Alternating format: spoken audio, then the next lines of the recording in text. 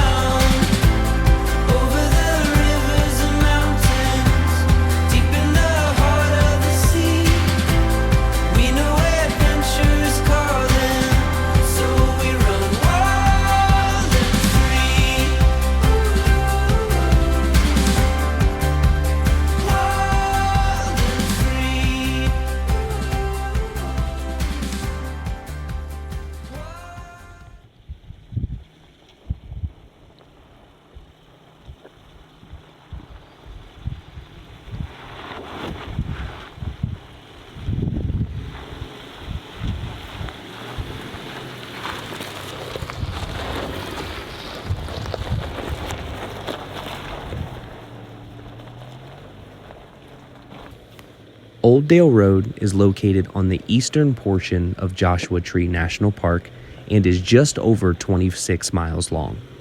If you intend to take the trail as we did, you will be heading north and heading uphill pretty much the entire time.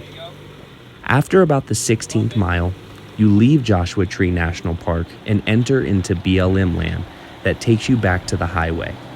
This trail is rated a 4 out of 10 in terms of difficulty on Trails Off-Road, and I would say that's pretty spot on.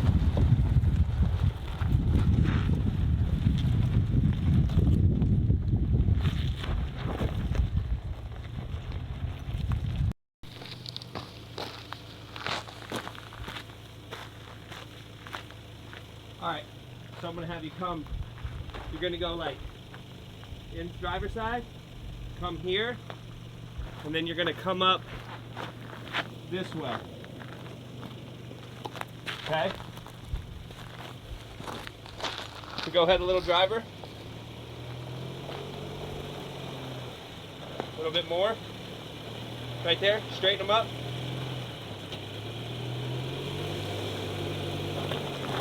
Little passenger, there you go. A little more passenger. Back it up and bump it.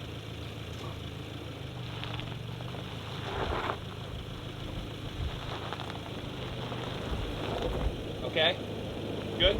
After a quick run through the deep sand, we started to make our way up and immediately ran into plenty of rocks and washed out sections.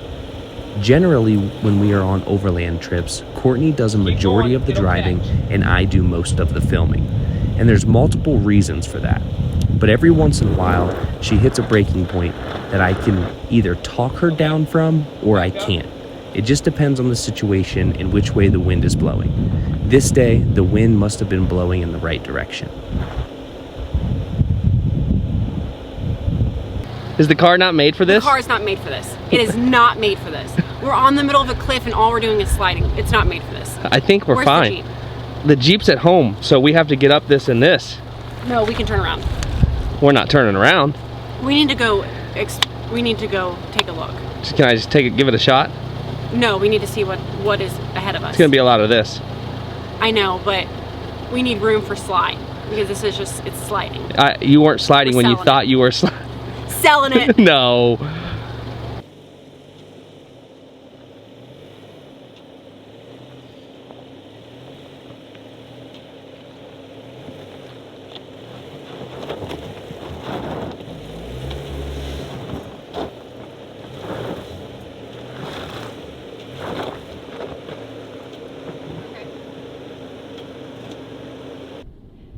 Say hi.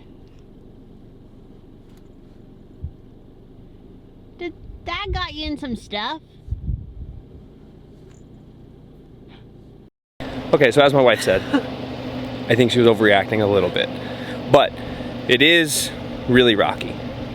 This is like, in the Jeep it wouldn't matter. I know I referenced that a lot, and it doesn't matter because we're not in the Jeep. We're in Subaru Outback Wilderness. So we're gonna really see what this Outback Wilderness has, because it doesn't look bad on camera, but the rocks make, the X mode's not getting traction.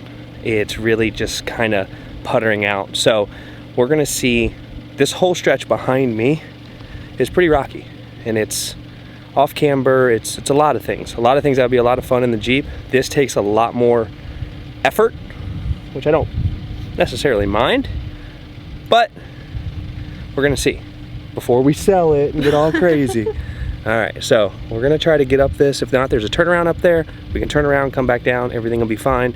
But I'm not willing to be defeated that quickly. Get to him. Okay. You're gonna come up.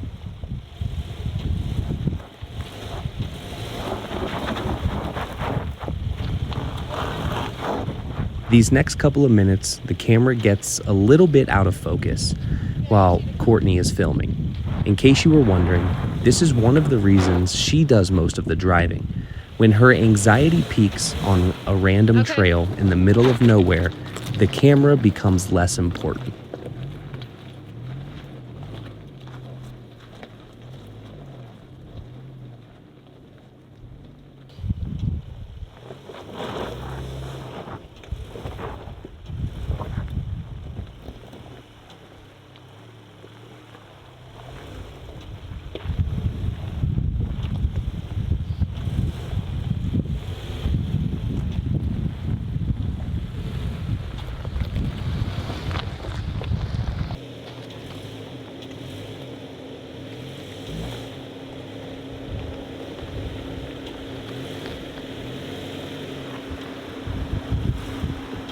Okay, you're gonna go right up over it.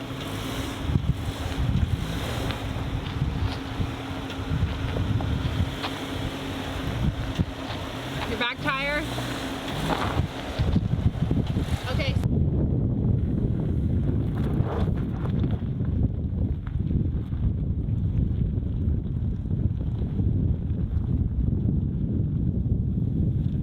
All right, well, after some cheese, please, some crackers, and a reassessment of the situation, We're fine, right? We're fine. We're fine. How's the Subaru's fine, right?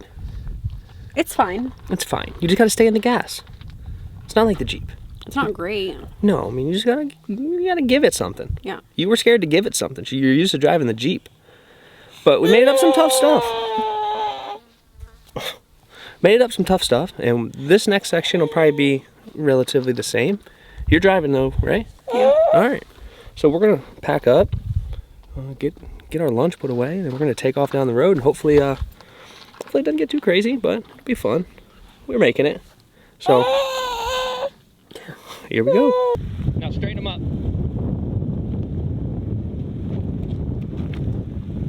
Come on, stay in it. There you go.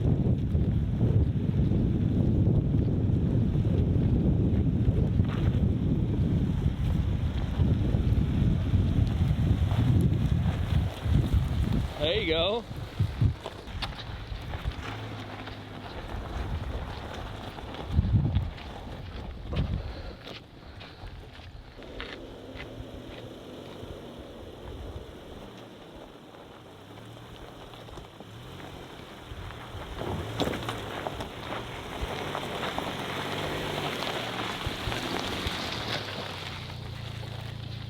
Whole way, like once get back. All right, put it in drive, give it. There you go. After having a quick lunch and letting Remy out of the car seat to play and hang out for a while, we started back up the trail to see what else we were going to get tossed. Old Dale Road has numerous mining sites and historical sites to see, but because daylight was starting to run short and the fact that we didn't know exactly what we were going to be facing, we chose to keep the pedal to the metal and get up this mountainside so we didn't end up finishing the trail in the dark.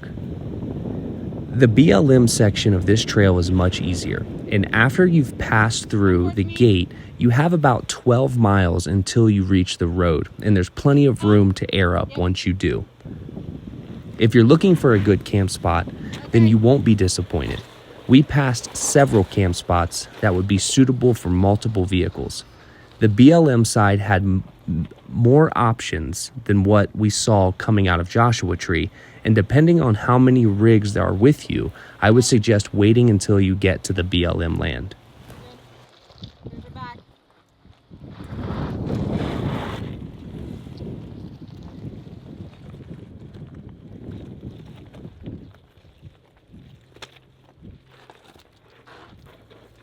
Hold on.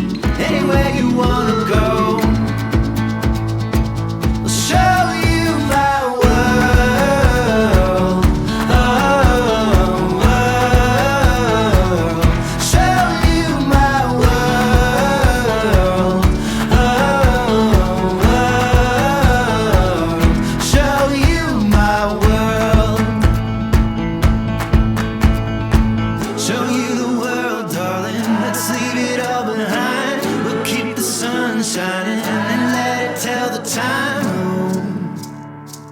Anywhere you wanna go, I'll show you my world. Oh, world. Show you my world. Oh, world. Show you my world. Hey, Another one in the books. another one in the books. That trail, if you're in a Jeep, it would just be fun. You really wouldn't have to think about a whole lot. But in the old Outback Wilderness, it takes a little bit more time. Capable? Is it? Yeah, you just have to have a good spotter. You got to have a good spotter, and you got to be willing to stay into the gas. Where be willing to die for it. Yeah, you got to be willing to die for it. Where the Jeep is a little bit different. If you're in 4 low, you have the ability, like that low end torque, so it just kind of, you climb up stuff. In this, you don't really have that, so you just kind of have to get after it, stay in the gas as much as you can. But I am impressed with its capability. I think the average person who gets this would never go on what we just went on. They would get there by accident and they would probably turn around. So that said, it's definitely super capable. You just have to have some know-how in order to get yourself through it. But we're wrapping this day up. It's been a long one. Remy has passed out in the back seat. That last section was all sand and whoops, and the freaking refrigerator's bouncing around. She was flying. But all in all, it was a great day. I'm excited to get back and look at the footage that we have, because I don't know. With her holding the camera, she doesn't pay any attention to it. She holds it like a baseball bat. So who knows what that's going to look like. But we appreciate you guys for coming along for the adventure. Subscribe to the channel if you haven't already, so you can come along for more adventures. We're going to go get some pizza. So we'll see you on the next one.